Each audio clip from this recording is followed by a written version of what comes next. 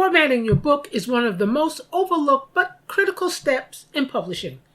You can have an incredible story or a life-changing nonfiction book, but if your formatting looks unprofessional, readers will notice and they won't forgive it. The good news? You don't need to be a tech genius to format your book for both print and ebook. Today, I'm walking you step by step through the essential of formatting, what you need to know, the tools you can use, and the mistakes to avoid so your book not only reads beautifully, but also sells. Think of formatting like presentation. You wouldn't serve a gourmet meal on a dirty plate. The same goes for your book. Poor formatting distracts readers. Broken spacing, inconsistent fonts, orphan lines, or messy chapter headings scream amateur. Readers won't say, "Oh, this author didn't format well."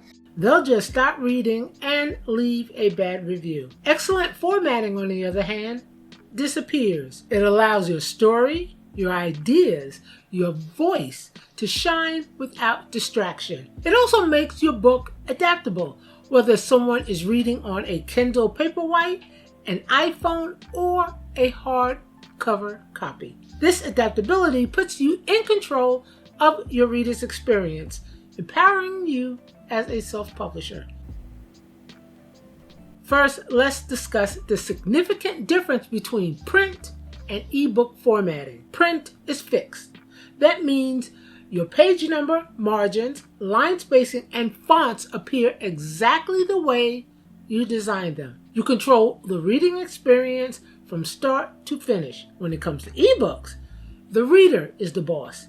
They can change font size, style, spacing, and even switch to dark mode. Your job is to make sure your text flows correctly, regardless of the device or setting they use. It's a unique challenge, but one that's worth mastering for the sake of your readers. So while print formatting is all about precision, ebook formatting is all about flexibility. You need both to look professional.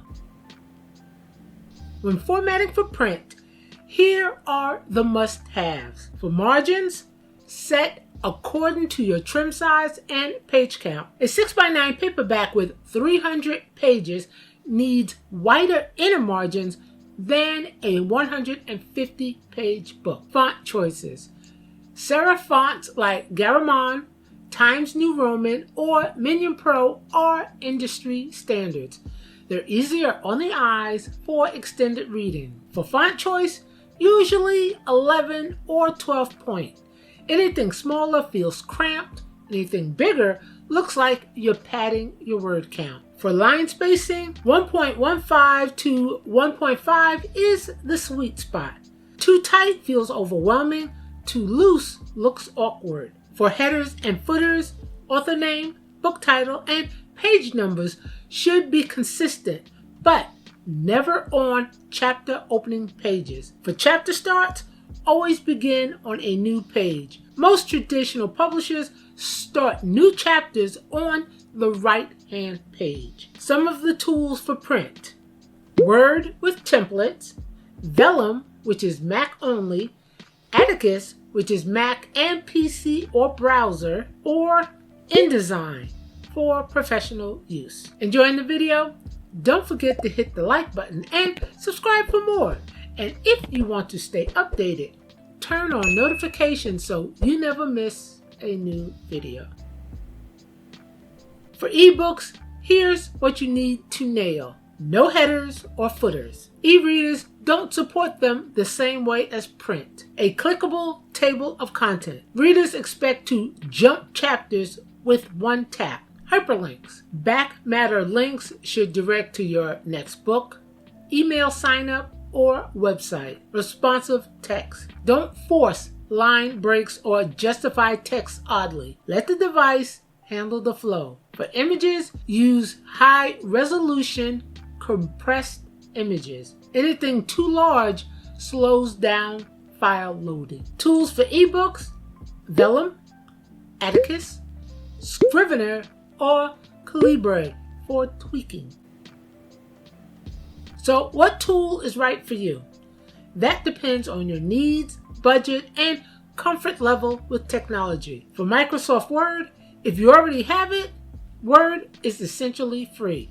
It's widely available and flexible, but it can be clunky for book formatting. You need to work with templates, learn styles, and double check that everything looks consistent across chapters. It works fine for simple layouts, but takes patience to master. Vellum, for Mac users, this is often considered the gold standard. Vellum's strength lies in its simplicity and professional output. With just a few clicks, you can generate both print and ebook files that look polished and consistent. It's not cheap, but many authors say it pays for itself in time saved. Atticus is a newer option that works for both Mac and PC and even runs on your browser.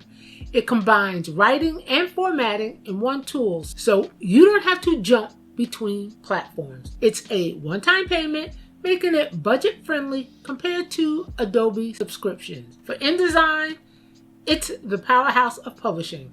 It offers complete control over design and layout, but it's expensive and has a steep learning curve. It's best for authors creating complex, design-heavy books like cookbooks, art books, or magazines. My personal recommendation: use Vellum if you're on Mac, Atticus if you're on PC. I actually bought a Mac just for Vellum because it actually did not only save me time, but money reformatting all my books. Both are made for indie authors to save hours of frustration. If you're feeling stuck or not sure how to get your book published, I offer personalized coaching to guide you step by step from first draft to hitting publish. Whether you're just starting or ready to release your book, I'll help you move forward with confidence. I offer 4 different levels: quick clarity call, a focused one-on-one session to specific publishing questions, introductory session, a quick strategy session to assess where you are in your publishing journey, self-publishing power hour, a deep dive one-on-one strategy session tailored to your publishing goals, and the Indie Author Jumpstart, 3 one-hour coaching calls to take your book from draft to publication. Check out the link in the description. Front and back matter are crucial parts of your book structure. Understanding and including these elements will not only inform your readers, but also prepare you for the entire publishing process, making you feel more confident and in control of your book's presentation. Formatting isn't just about the middle, it's also about the beginning and the end. The front matter, which is before you start, comprise of your title page, copyright page, dedication, which is optional, and table of contents. The back matter, after your book ends, contains acknowledgments about the author, links to your next book or freebie, as well as a call to action for reviews. Pro tip: always include a link to your next book or your email list.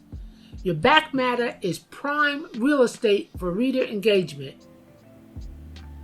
Once you've nailed the basics, here are extras that make your print book shine. Drop caps, those large first letters at the beginning of chapter. Scene break markers. Use simple ornaments, not flashy graphics.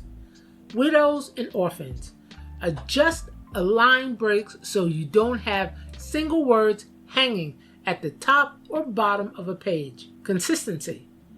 Everything from italics to dialogue punctuation should look the same across all chapters.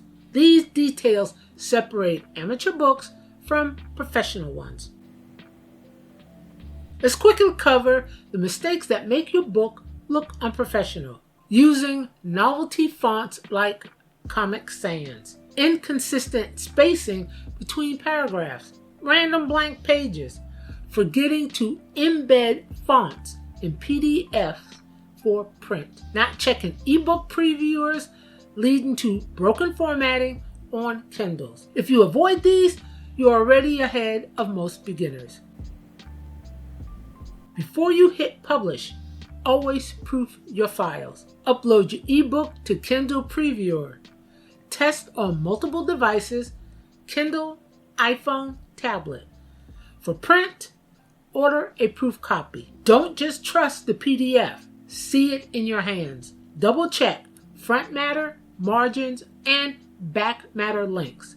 This final step saves you from embarrassing mistakes that readers will notice. Formatting your book doesn't have to be scary. With the right tools and clear process, you can make both your print and ebook editions look polished and professional. Now that you've learned how to format your book, the next step is avoiding the design mistake that can still trip you up. To make sure your book looks just as professional as it reads, check out this video and learn the common design mistakes and how you can avoid them. Click here now, and I'll see you there.